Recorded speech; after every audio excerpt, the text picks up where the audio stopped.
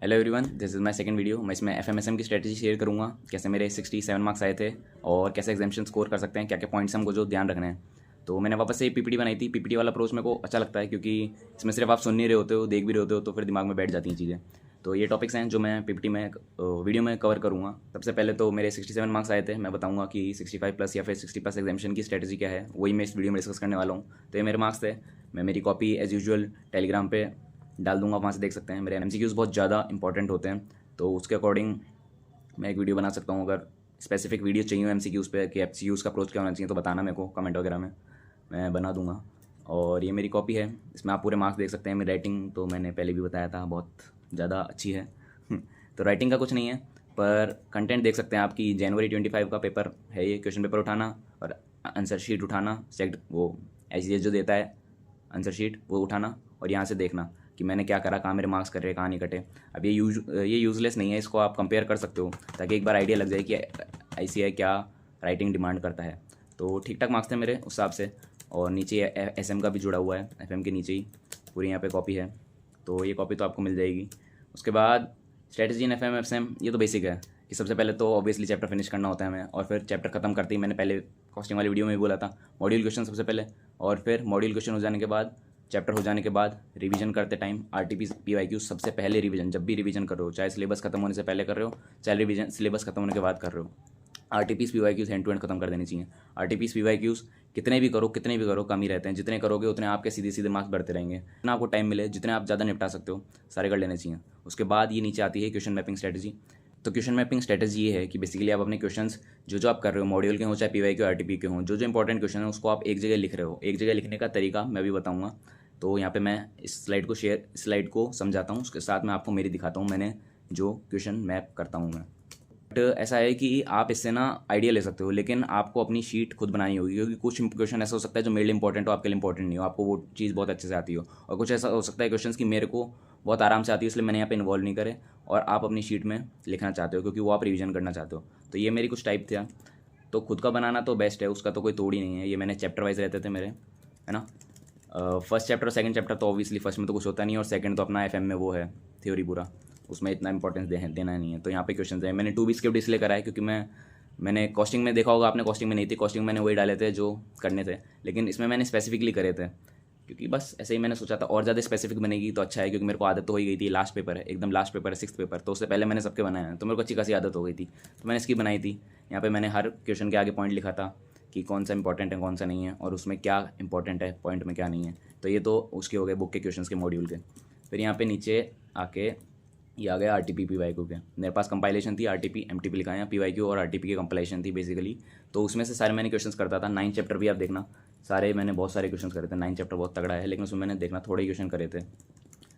बहुत सारे मैंने करे थे इन द सेंस, मैंने प्रैक्टिस बहुत सारे करे थे, लेकिन मैंने शॉर्ट लिस्ट थोड़ी ही करे थे, क्योंकि 9 चैप्टर के सारे क्वेश्चन, इतने बड़े बड़े क्वेश्चन वापस करने का कोई मतलब नहीं, क्योंकि सिमिलरी टाइप के आते हैं, बहुत ज़्यादा वो नहीं है उसमें, अलग अलग टाइप के क्वेश्चंस। तो मैंने सारे चैप्टर्स के बनाए थे आरटीपी पीवाईक्यू के, और इसमें भी मैंने एज यूजुअल पहले की तरह ही बिफोर May 24 न्यू अटेम्प्ट्स के मैंने अलग से करे थे। न्यू अटेम्प्ट्स के मैंने एमटीपीज भी कर लिए थे। यहाँ पे नीचे दिखेगा आपको कि मैंने सारे कर रखे हैं।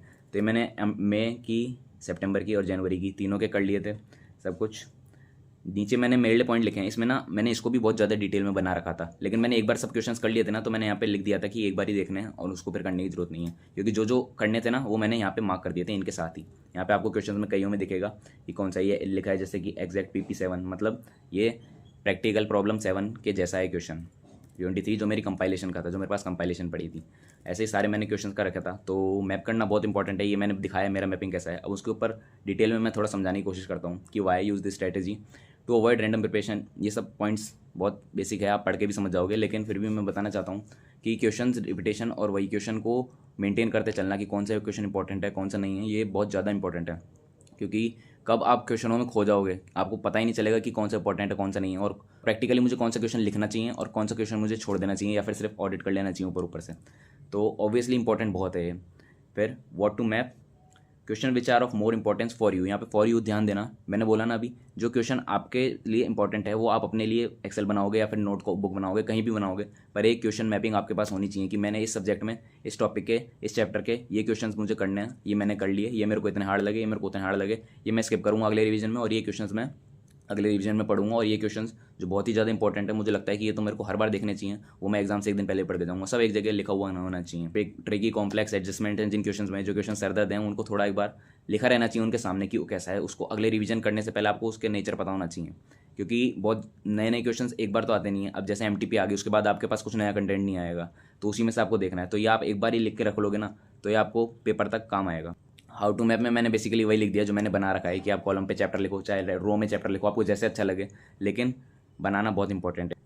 सोर्स लिखो, क्योंकि आपको क्वेश्चन वो मान लो वापस से रिवाइज करना हुआ, आपने देखा, आपने अपनी एक्सेल शीट देखी, उसमें देखा कि मेरे को ये क्वेश्चन वापस रिवाइज करना है, तो वो क्वेश्चन है कहाँ, वो भी, इसलिए सोर्स भी इंपॉर्टेंट होना चाहिए। और जो पॉइंट जो उस क्वेश्चन को इंपॉर्टेंट बना रहा है वो तो ऑब्वियसली होता ही है। तो ये क्वेश्चन मैपिंग स्ट्रेटेजी थी, इसको बहुत ध्यान से यूज़ करना। ये बहुत बड़ा गेम चेंजर होता है स्मार्ट स्टडी और हार्ड स्टडी में। थोड़ा स्मार्टली काम करोगे तो आपका हार्ड वर्क थोड़ा कम होएगा, और वो जो टाइम बचेगा उसको आप उसी में वापस से लगा सकते हो, तो ऑब्वियसली आपको ही बेनिफिट करेगा वो। फिर रिवीजन फेज़ के बारे में मैं FMSM की बात करूँ तो revision of chapter and it's concepts, क्योंकि FM ऐसा है थोड़ा कि वो पूरा पूरा प्रैक्टिकल नहीं है, उसको आपको थोड़ा समझना पड़ता है। जैसे कॉस्टिंग थोड़ा मैथमेटिकल है, लेकिन FM के लिए आपको समझना पड़ता है थोड़ा, तो उसको चैप्टर और उसके कॉन्सेप्ट्स को। और उसमें SM भी आ गया। SM तो ऑब्वियसली पूरा थ्योरेटिकल है, वो तो समझना ही है, क्योंकि याद पूरा करने के लिए समझना पड़ेगा। रटा तो कितना ही जाएगा, पूरा नहीं रटा जाएगा। फिर revising mark questions, saving time and energy from basic questions.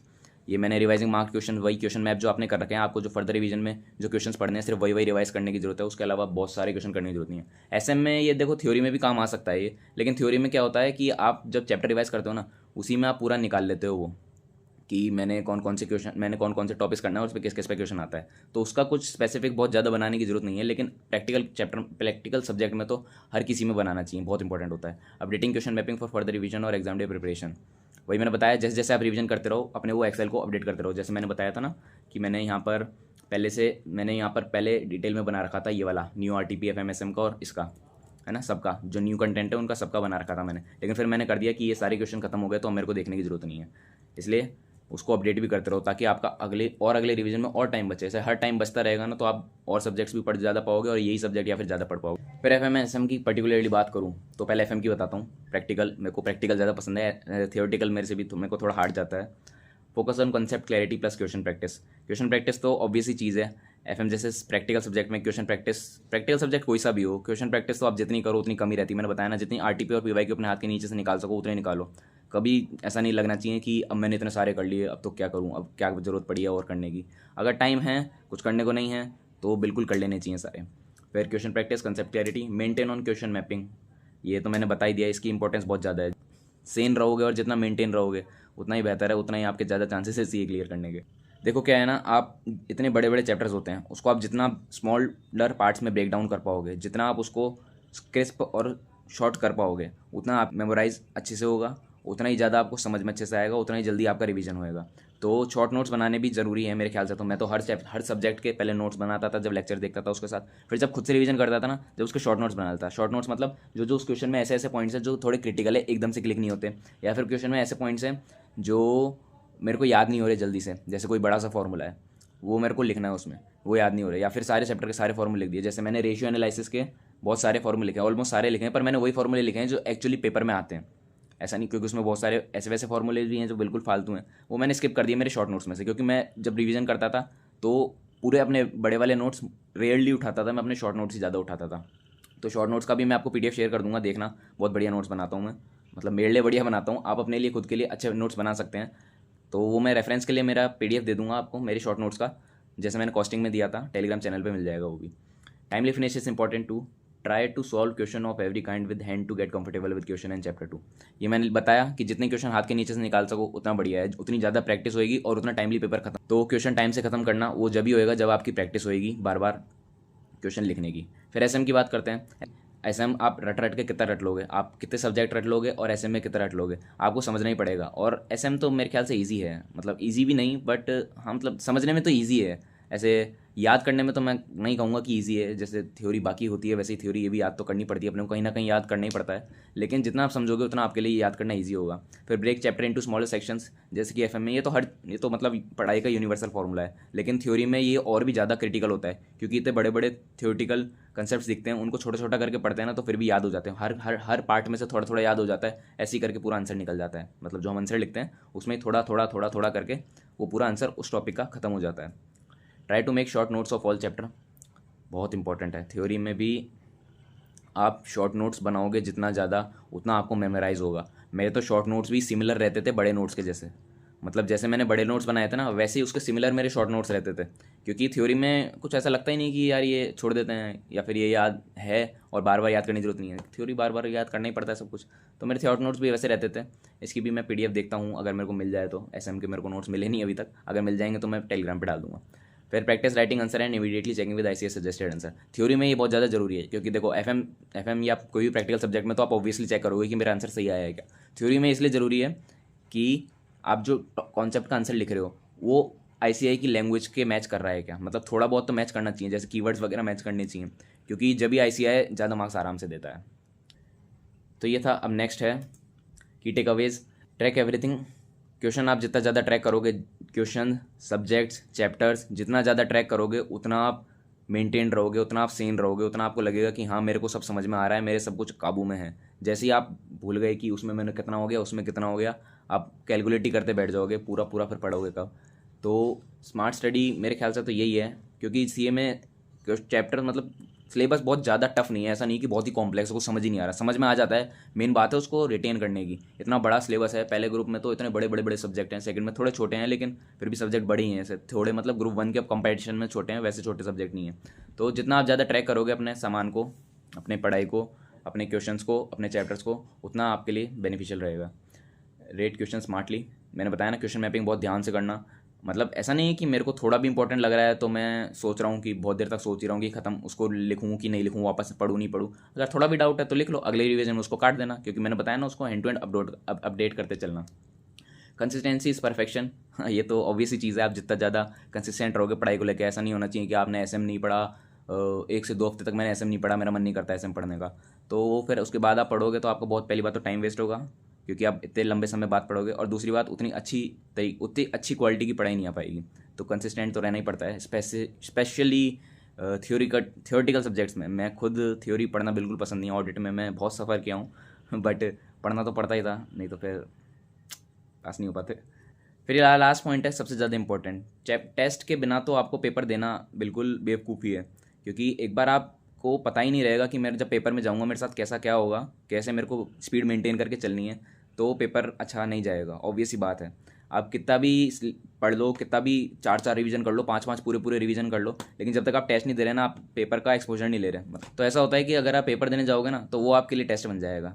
फिर टेस्ट में तो चलो मार्क्स आए ही नहीं आए, पेपर में तो आने चाहिए ना, इसलिए टेस्ट दे के जाना।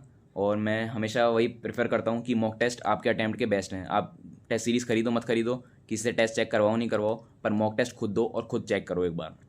खुद आपको पता चलेगा कि हाँ भाई, मैंने वो सजेस्टेड आंसर में ये था, मैंने ये लिखा है, इस वजह से मेरे को इतने कम मार्क्स कट जाएंगे मेरे, जहाँ तक है। एक दो बार अगर ये काम हो जाता है ना, तो जो पेपर में एक्यूरेसी आती है ना, वो बहुत तगड़ी आती है। बस ये था मेरा वीडियो एफएमएसएम के बारे में, मैंने बता दिया मेरे को जितना लगा कि मैं बता सकता हूँ। तो ये कुछ मटेरियल है जो मैं आराम से उस पर दे दूँगा टेलीग्राम पे। मटेरियल मैंने कॉस्टिंग का दिया था, मेरे को कई बच्चों के मैसेज आए थे कि बहुत ज़्यादा हेल्पफुल है, मेरे को बहुत अच्छा लगा। तो मैंने एफएमएसएम का भी सब मटेरियल कंपाइल कर लिया है, वीडियो आने से पहले ही मैं मटेरियल डाल दूँगा। तो वीडियो के बाद तो दिख ही जाएगा आपको टेलीग्राम चैनल पे, टेलीग्राम यहाँ से मिल जाएगा और डिस्क्रिप्शन में लिंक भी मिल जाएगी, ये सब मिल जाएगा, पीपीटी मिल जाएगी, चेक्ड कॉपी मिल जाएगी। चेक्ड कॉपी आप देख सकते हो, मैं भी बहुत हो कि चेक्ड कॉपी देखता था कि कैसे लिखे आंसर कैसे नहीं लिखे। एबीसी एनालिसिस एफएमएसएम का मिल जाएगा। क्या एबीसी एनालिसिस भी एक बार को पता होना चाहिए, क्योंकि किस चैप्टर में या फिर किस जगह अपने को ज़्यादा टाइम लगाना चाहिए वो पता होना चाहिए, थोड़ा आइडिया रहना चाहिए। तो ये रहा एबीसी एनालिसिस इसका एफएमएसएम का, ये भी मैंने थोड़ा बहुत सोच समझ के बनाया है। ऐसे में तो बहुत ज़्यादा मैटर करता नहीं है कि 5 चैप्टर है, क्या है उसमें, क्या बी क्या सी, है ना। एफएम में यहाँ पे बात करते हैं अपन। एफएम में 4th 5th 6th चैप्टर तो बेसिक है, ये तो आने चाहिए। 6 तो बहुत ही फालतू चैप्टर है, 8th भी छोटा चैप्टर है, ऑब्वियसली ये कैटेगरी, इसको छोड़ना नहीं है। ये चैप्टर्स तो ऐसे छोड़ने ही नहीं है, वैसे कोशिश करना कि सारे चैप्टर हो जाने चाहिए, पर जैसे एफएम की है ना, एफएम की स्पेसिफिक बात बताता हूँ मैं आपको। सेकंड चैप्टर पूरा छोड़ सकते हो, उसमें पूरा थ्योरी आता है और पेपर में उसमें बहुत ज़्यादा आता भी नहीं है, और पूरा थ्योरी है ना, वो समझ में भी नहीं आता बहुत ज़्यादा। मतलब आप छोड़ सकते हो अगर आपके पास टाइम का कंस्टेंट है तो, लेकिन अगर आप कर सकते हो तो बिल्कुल करके जाओ। पर जो एबीसी एनालिसिस है, थोड़ा इस हिसाब से आप रिवीजन प्लान करोगे ना अपना, तो बेनिफिशियल रहोगे, तो आपको बेनिफिट रहेगा। क्योंकि जिस ऑर्डर में आईसीआई क्वेश्चन पूछता है, मतलब जिस इंपॉर्टेंस से पूछता है, वो इंपॉर्टेंस यहाँ लिखी है, बहुत सोच समझ के लिखी है। ये मैंने बहुत जगहों पे और भी लोगों के मैंने एबीसी एनालिसिस देखे हैं, ले दे के यही सब होता है। और 9 चैप्टर की मैं बात करूँ तो 9 चैप्टर ध्यान से देखना। फर्स्ट, सेकंड और फोर्थ यूनिट इसकी ईजी है। वैसे तो बाकी की 2 यूनिट भी ईजी हैं, लेकिन बाकी के 2 यूनिट पहली बात तो पेपर में कम आते हैं। सबसे पहली बात तो मैंने सी कैटेगरी में क्यों डाला है, क्योंकि पहली बात तो पेपर में कम आते हैं, और दूसरी बात थोड़ा सा क्रिटिकल है और थोड़े से बड़े क्वेश्चन हैं। तो मेरे ख्याल से फर्स्ट, सेकंड और फोर्थ पे तो बहुत अच्छा कमांड होना चाहिए, उसको तो आप एक ही तरह पढ़ना। और 3 और 5 आप थोड़ा लेटर ऑन पढ़ सकते हो, मतलब जैसे आप रिवीजन कर रहे हो, आपने ए और बी कैटेगरी का कर लिया, उसके बाद आप 9 चैप्टर उठा सकते हो। सेकंड और फर्स्ट चैप्टर में तो एफएम में ज़्यादा कुछ है नहीं, तो ABC एनालिसिस भी मिल जाएगी आपको।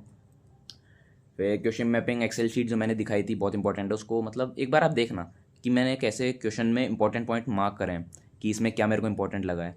देखना, आपको रियलाइज़ होगा कि हाँ ये कितना ज़्यादा हेल्पफुल हुआ होगा इसके लिए। फिर हैंडमेड शॉर्ट नोट्स में बता दिया मैंने कि मिल जाएंगे। तो यही था मेरा वीडियो। बताना मेरे को वीडियोज़ आपको एक्चुअली में हेल्प कर रहे हैं कि नहीं कर रहे हैं। और आप मेरे को बताना कोई अदर सब्जेक्ट पे स्ट्रेटजी चाहिए हो तो, थियोरटिकल, प्रैक्टिकल स्पेसिफिकली। प्रैक्टिकल मेरे बहुत मतलब मेरे को बहुत पसंद है, तो प्रैक्टिकल पे मैं बहुत अच्छा गाइड कर सकता हूँ। और भी कुछ आपका रिकमेंडेशन हो तो मेरे को बताना, और मेरे को बताना वीडियो कैसा लगा। ठीक है, thank you for watching, bye.